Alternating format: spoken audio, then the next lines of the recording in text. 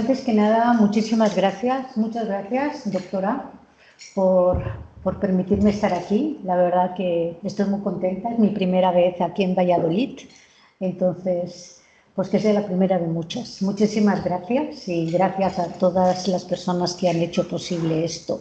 Bueno, pues, ¿qué te podría decir? Primero, antes que nada, y remontando a lo que estás diciendo, pues sí, efectivamente, trabajo mujeres españolas en la zona mexicana. Entonces, por esa misma deformación, ¿no?, profesional, pues aquí no lo puedo evitar, entonces va a salir algo, ¿de acuerdo? A ver, Minimízalo el cuadro y está ahí, con el ratón. Estoy sin... Minimízalo al menos.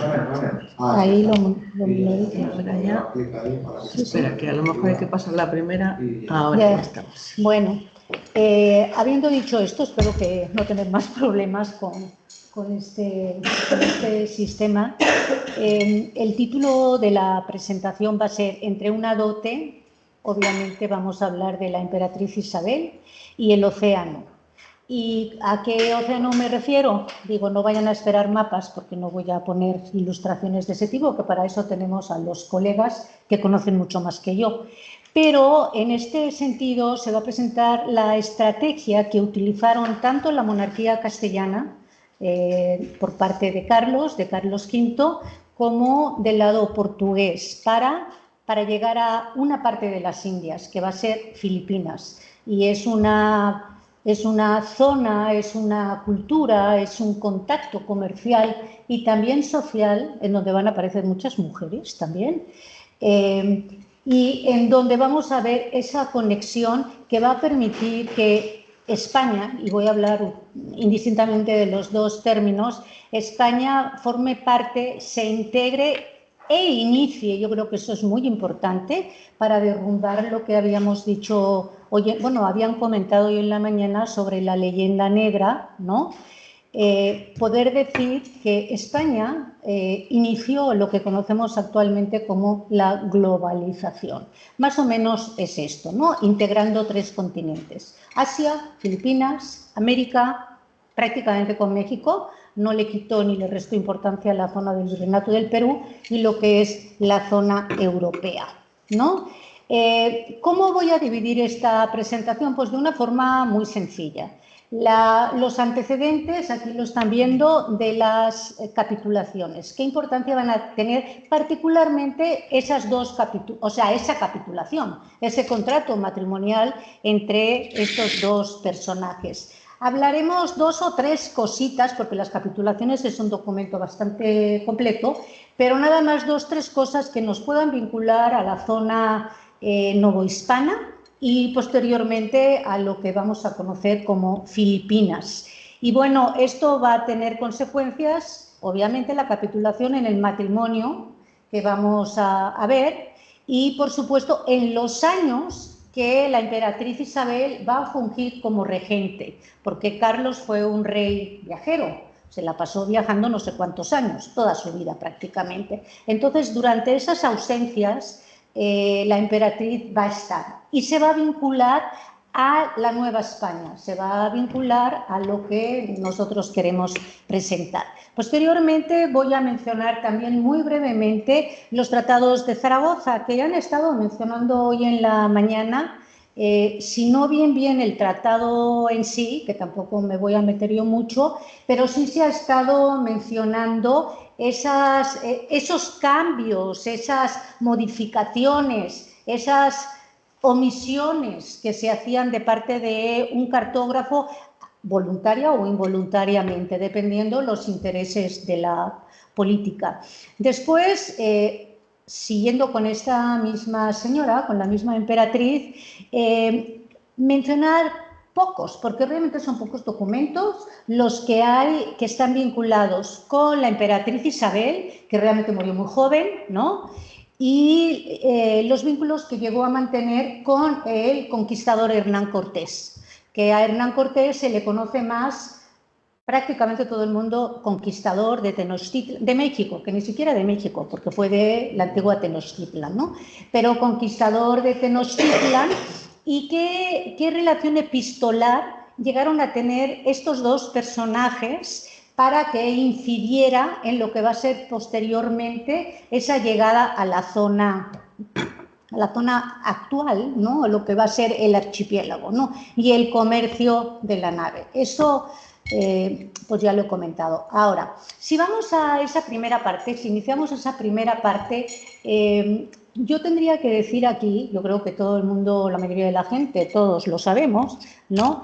Que en esas épocas las capitulaciones, los contratos matrimoniales no era tanto una cuestión, no sé si utilizar correctamente, no sé si lo estoy utilizando correctamente, pero utilizar de una manera material esas uniones.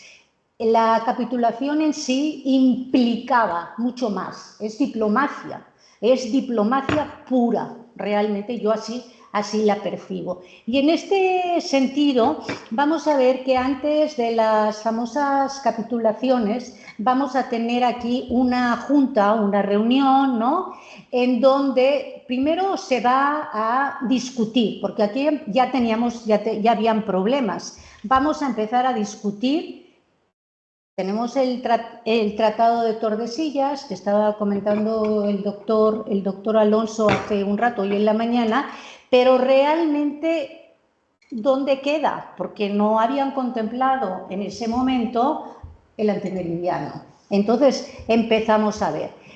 Tenemos aquí una de las muchas reuniones que hubo entre Castilla y Portugal, que la conocemos como la Junta de Badajoz. Van a intervenir cartógrafos importantes, muy importantes, y también los ministros, y de ambas regiones, ¿no? ¿Y qué es lo que van a decidir? ¿Cuál es el motivo por el cual se están reuniendo? Pues para determinar si esos espacios corresponden a lo que puede ser territorio castellano, territorio español, o bien del lado portugués. Digamos que aunque todos están emparentados, porque son primos, etcétera, o sea, la endogamia es fuerte en ese sentido, hay intereses económicos muy importantes, y es el comercio de las especias, que, bueno, hablábamos hace un rato de otro tipo de sustancias y que son extremadamente lucrativas. Bueno, el comercio de las especias, sin tener esos problemas que nos podemos imaginar, y no los quiero mencionar, ¿verdad? Llegaban a tener un beneficio de un 5 o 6.000%. O sea, realmente el que controlara ese mercado era el dueño prácticamente del mundo. Pero somos primos hermanos, las dos coronas. Entonces, bueno, aquí tenemos en febrero de 1525 que se va a tratar de realizar, y de hecho así ocurrió, una boda para involucrar a las dos coronas. Obviamente los portugueses no van a dejar de lado el lucrativo negocio, por más primos que sean. Primero es el negocio y después a veces la familia, ¿no? Bueno, se van a empezar a organizar ese tipo de contratos previos, por supuesto, y en función de esto vamos a ver que dentro del territorio castellano tenemos la reciente llegada de Carlos I a los territorios castellanos, y la necesidad, porque es algo imperativo, de buscar una esposa, ¿no? ¿Por qué? Porque se tiene que reproducir la dinastía. Y en este sentido, las pretendientas, que van a ser varias, empezando por María Tudor, ¿no? La hija de Enrique VIII, también prima y demás, finalmente se van a decantar por la emperatriz Isabel, ¿de acuerdo? Esto sería. Y aquí entraríamos ya en el tema propio de las capitulaciones, ¿no? Y les puse aquí, no son un pacto conyugal, sino un tratado realmente geopolítico. ¿Por qué geopolítico? Pues aquí tenemos diplomacia, la diplomacia es geopolítica. ¿En qué sentido geopolítico? Bueno, Carlos prácticamente en ese momento cronológico pues tenía 2 o 3 competidores, empezando por el rey Francisco, continuando con Enrique, no importa el orden, vamos a tener también a Solimán, o sea, van a haber ahí varias personalidades que van a competir, ¿no? Sobre todo Francia. Y en ese sentido, Carlos, dentro de ese proyecto que tiene de imperio, ¿no? Va a tratar de aterrizar muchas de sus decisiones, muchas de sus propuestas políticas en este documento. Y este documento, ¿qué es lo que va a hacer? Entre otras cosas, además de la cuantiosa cantidad de dinero que va a recibir el emperador Carlos, y prefiero utilizar el término emperador, no tanto como rey, porque rey de España todavía estaba su madre, y realmente como rey estuvo muy poco tiempo, ¿no? Prefiero utilizar el término. ¿Qué es lo que vamos a ver? Pues que esas rencillas que se estaban dando entre la corona portuguesa, que ya estaba controlando desde hacía ya relativamente bastantes años, todo el comercio de las especias, circunnavegando el continente africano, vamos a ver que Carlos, además de afianzarse en el espacio europeo, a través de ese matrimonio, pues digamos que va a empezar a negociar, va a ser una posibilidad para empezar a negociar esos espacios que no estaban bien definidos por Tordesillas, ¿no? Entonces, como que trae un poquito ahí esa intención. Aquí, bueno, esta cita de John Eliot me encanta, ¿no? Dice que los documentos, este tipo de documentos, son instrumentos de ingeniería territorial, diplomática, que redefinían alianzas, derechos sucesorios y esferas a nivel internacional. Eso es lo que va a pasar con las capitulaciones matrimoniales. Aquí hay otra, ¿sí? Se llegan a casar, ¿no? Finalmente se llegan a casar. Hay muchas historias pues de Carlos y de Isabel, que sí fue un matrimonio pues arreglado, pero que hubo muchísimo amor. O sea, se ha construido mucho alrededor de esos estereotipos y no los vamos a discutir, los podemos hablar en otro momento, ¿no? Pero en función de esto vamos a ver que ya una vez casados, en el año 29, la situación así, esa molestia sigue y se van a reunir, se va a organizar estos famosos tratados que ustedes ven aquí, que se conocen como los tratados de Zaragoza. ¿Cuál es el fundamento o el punto más importante de los tratados o del tratado de Zaragoza? Que Carlos va a reconocer la soberanía y el control, lo decía hoy en la mañana el doctor Alonso, si no recuerdo mal, lo explicabas muy bien, ¿en dónde quedaban? Porque para unos pertenecían a la corona castellana, pero para otros pertenecían a Portugal. Entonces, bueno, por ahí decían que poderoso caballero es don dinero, y en este sentido tenemos que Carlos va, en esos tratados de Zaragoza, va a llegar a concretizar que las Molucas o las Malucas van a formar parte de las esferas portuguesas, pero a cambio de una cantidad muy importante de dinero. Cantidad muy importante de dinero, aquí la mencionamos, 350.000 ducados. ¿Para qué? ¿Dónde los va a mandar? ¿Cómo los va a utilizar? Bueno, realmente Carlos va a tener prácticamente toda su vida guerras constantes en la zona europea. Y cuando no estaba, voy a decir hipotecado, ¿no? Endeudado con los Belser, estaba endeudado con los Fúcar. Y bueno, y así vamos a estar prácticamente toda su vida y la vida de sus hijos, o sea que eso no es nada. Pero ahí como que se lima un poquito. Hay una cláusula de estos contratos de Zaragoza, que creo, si no recuerdo mal, es la cláusula número 2, en donde hay un efecto, puede llegar en algún momento Portugal, o más bien el Reino de España, a recuperar esa parte. Es como un contrato que se estipula eso, ¿no? Pero bueno, eso no va a ocurrir. A los portugueses realmente les interesan las Malucas o las Molucas, definitivamente sí, por la razón que les estoy mencionando, las especias, es un 5000%. O sea, hablábamos hoy de cantidades, es una cantidad que se te escapa de la cabeza. Y bueno, las Filipinas, por lo que se va a llamar posteriormente las Filipinas, a los portugueses no les interesaba en gran cosa en ese momento. ¿Por qué? Porque no habían especias, así.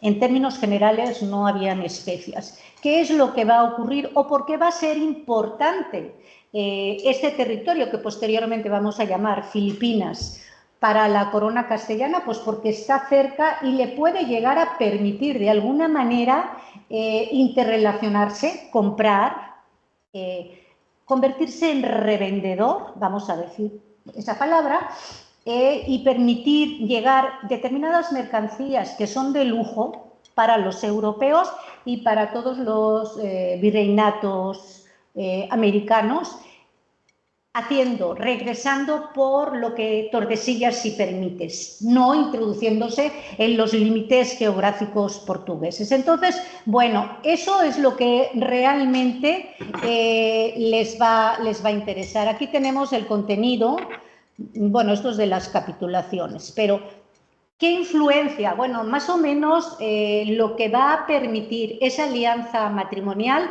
es tener acceso limitado, pero después se va a convertir en un gran negocio, ¿no? Sobre todo para la monarquía hispana y particularmente para el virreinato de Nueva España y posteriormente el del Perú o del Pirú.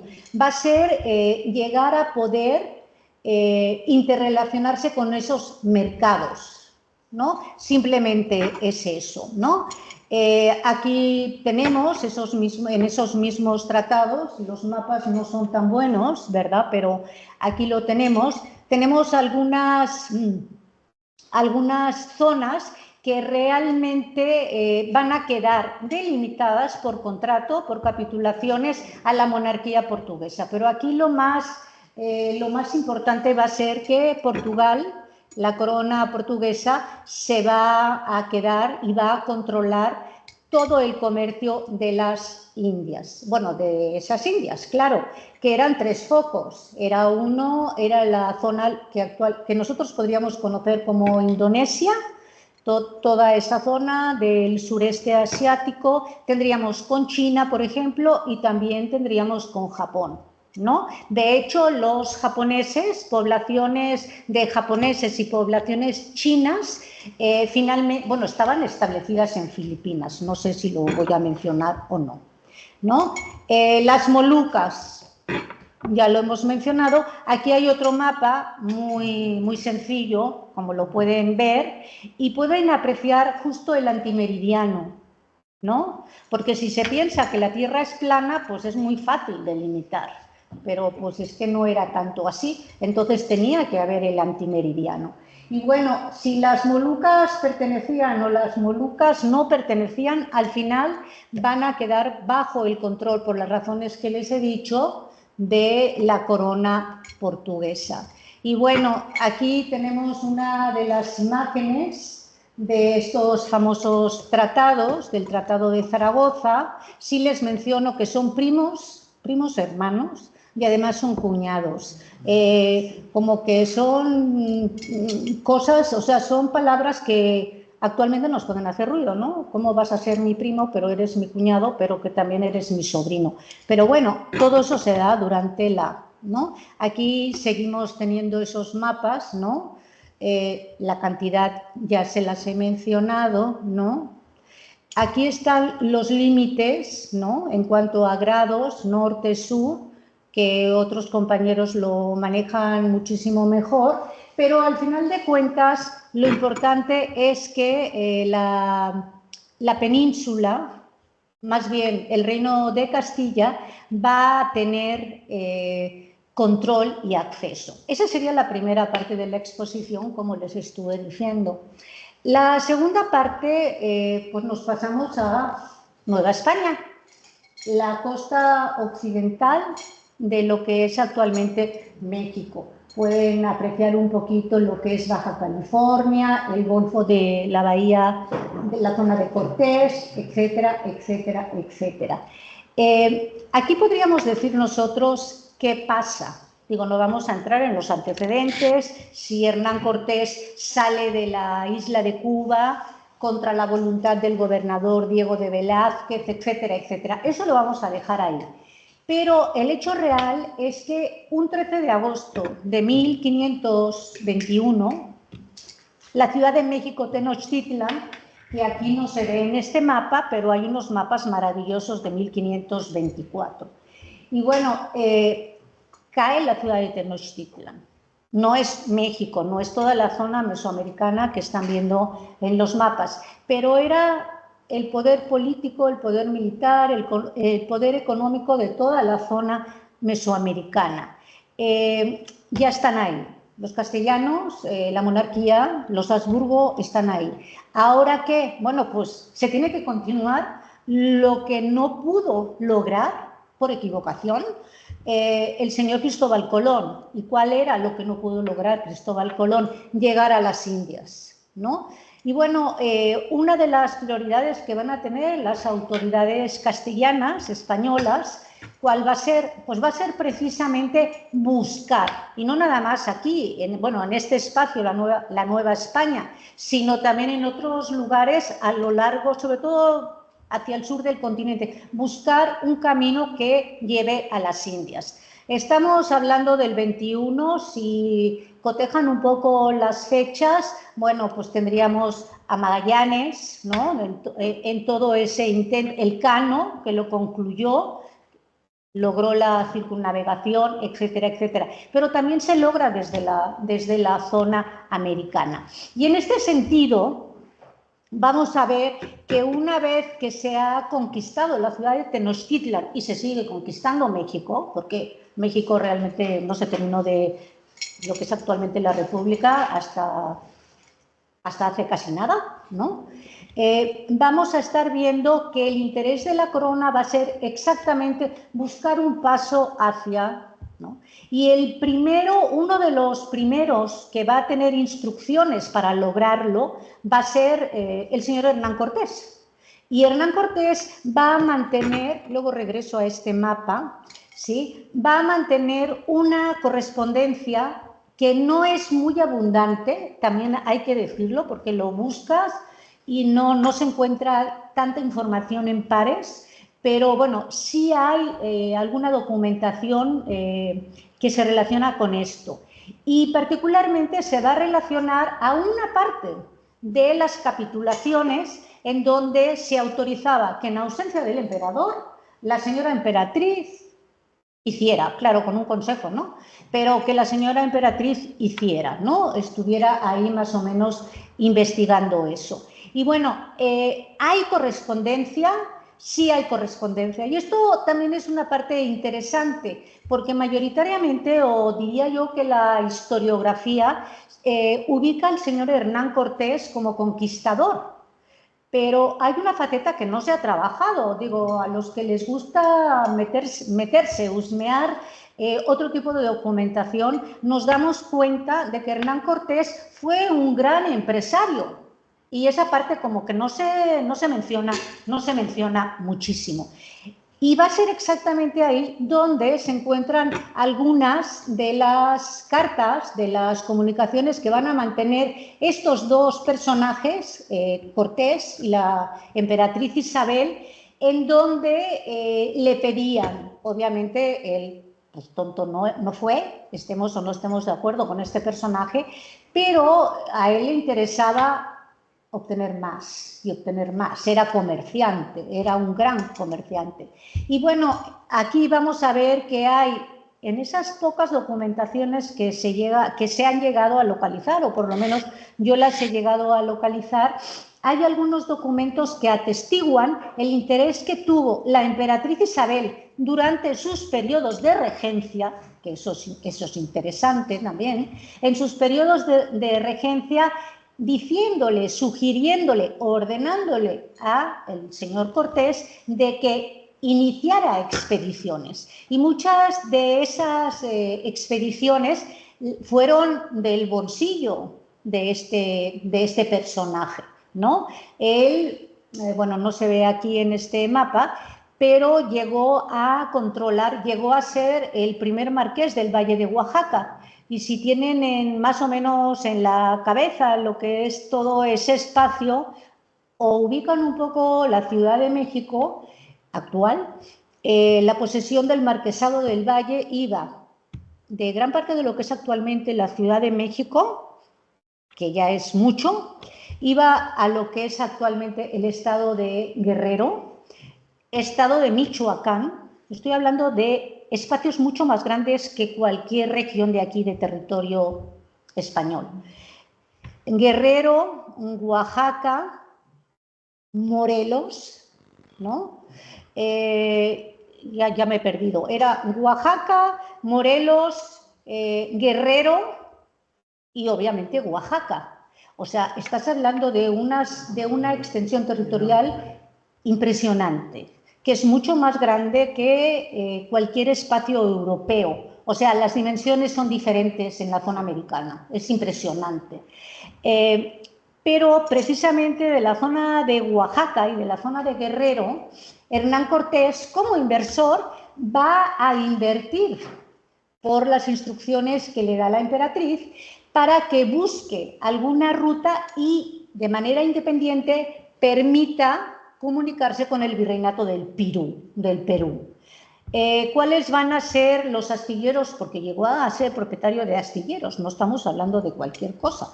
Va a llegar a ser propietario va a construir astilleros para ese fin.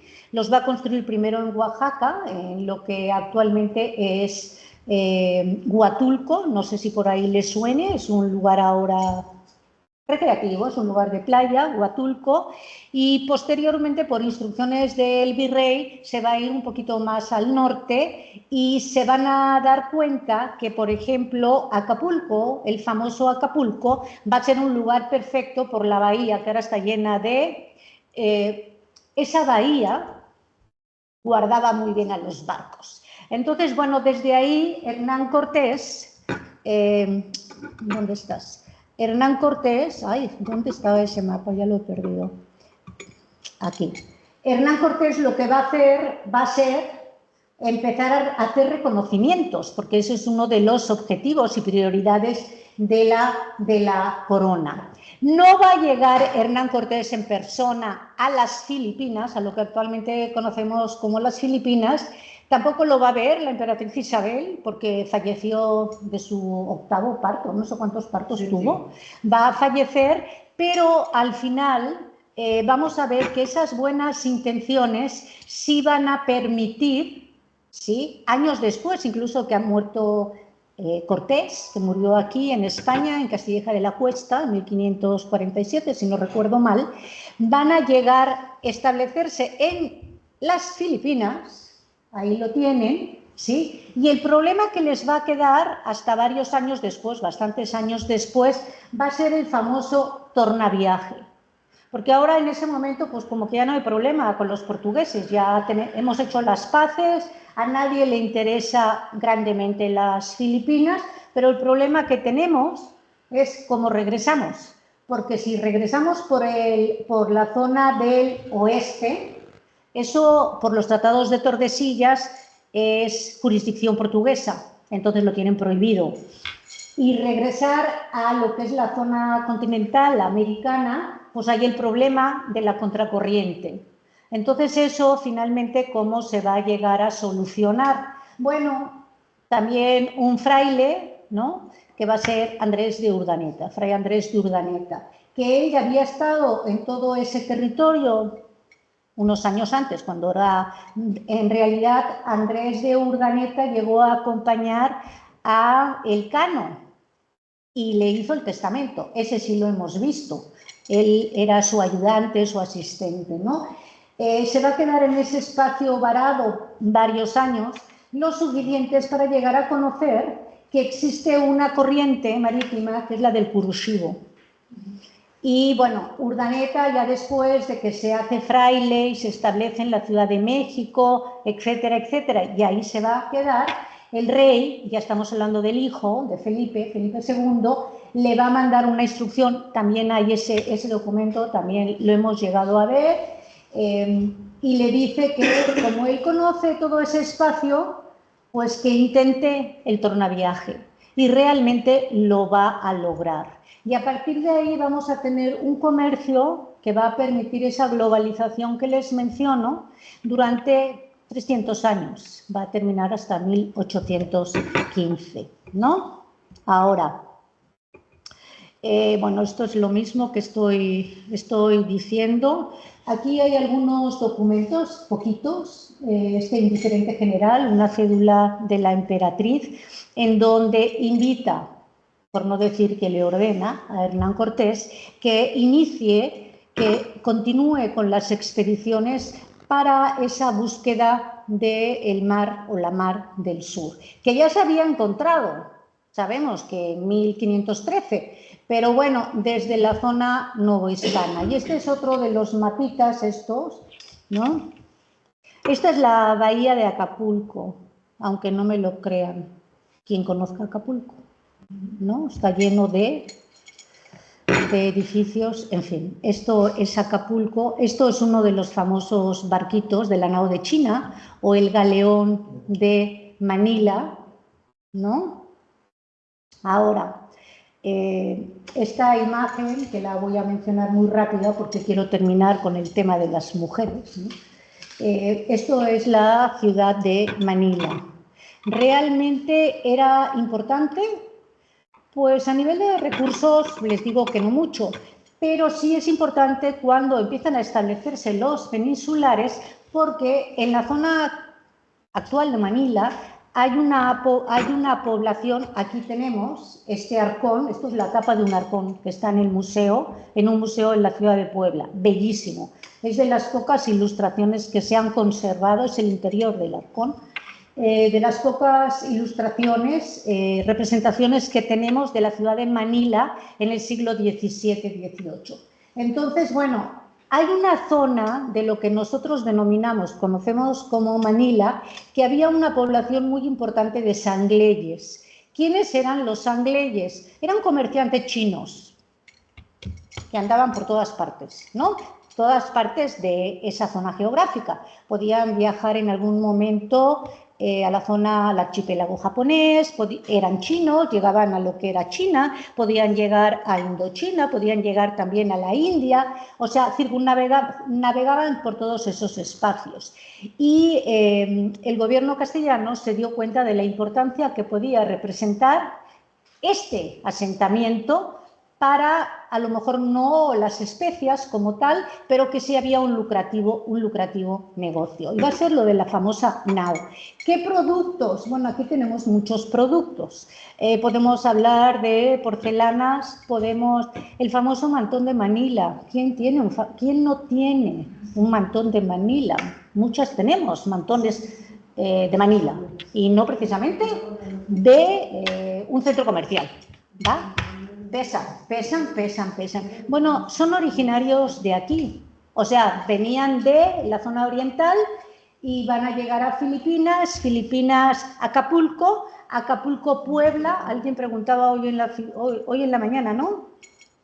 De la ciudad de Puebla, muy rica la ciudad de Puebla, y de la ciudad de Puebla pasaban a México, y de México pasaban a Veracruz, y de Veracruz a estos espacios del otro lado del charco. La autopista internacional del siglo XVI. ¿Qué productos? Pues hay porcelanas, hay bordados, podemos ver lacados, que se han quedado, esas tradiciones en la zona americana sí se han quedado. ¿De dónde salieron? Pues justo de ese comercio, pero también trajeron, y no se ha trabajado mucho eso, productos de baja calidad, que se vendían así al diario, ¿no? Todo esto, ¿no? Ahora, ese comercio que una de las iniciadoras o que estuvo promoviendo fue la emperatriz Isabel. ¿Voy bien? ¿Voy bien de tiempo? No, 3 minutillos. Ah, ya, vale. Vamos a ver que se comunicaban y eran, yo digo carreras, ¿no? Eran 2 veces al año que salían de la zona de Acapulco y 2 veces al año en consecuencia, si no pasaba nada, de Manila, del puerto de Manila, ahora se me fue el nombre, de Cavite, del puerto de Cavite. Para ir a la zona asiática tardaban unos 2-3 meses, digo, con todas las penalidades que uno se puede imaginar, y de regreso podían llegar a tardar 6-7 meses, ¿no? Y muchísimos días y semanas sin tocar agua, sin tocar tierra. Entonces el regreso, por eso era tan importante encontrar este tipo de... Ahora, bueno, aquí hay un lacado que lo sacamos. Aquí volvemos a ver una imagen de ese espacio y lo que a mí me gustaría, ya para ir cerrando y no olvidar el tema que siempre normalmente trabajo, ¿quiénes eran las personas que se dedicaban a ese gran comercio? Porque era un comercio a gran escala. Bueno, son familias españolas, peninsulares, establecidas en el virreinato, en el virreinato de la Nueva España, en la zona de Filipinas se establecieron, pero muchas de esas personas que se dedicaron a comercio a gran escala van a ser mujeres y a veces eso cuesta creerlo, pero bueno, tenemos una información amplísima, de hecho eso fue mi tesis doctoral hace casi 20 años, ¿no? 18 años seguro, en donde las mujeres peninsulares llegaron a intervenir en todas las áreas de la vida, en cualquier espacio, primero en la zona antillana, tú mencionabas algunas también, ¿no? Pero después en la zona mesoamericana, y de la zona mesoamericana se van a ir a las Antillas. Y la mayoría de ellas, a las Antillas, a las Filipinas, y la mayoría de ellas van a ser viudas. Aquí tenemos también un documento del archivo, ¿no?, de una señora que se llama Juana de la Cerda, poco tiempo después de que se encontrara el tornaviaje, después de Urdaneta, y bueno, viuda, se dedica al comercio a gran escala. ¿Qué ventaja tenían esas señoras viudas?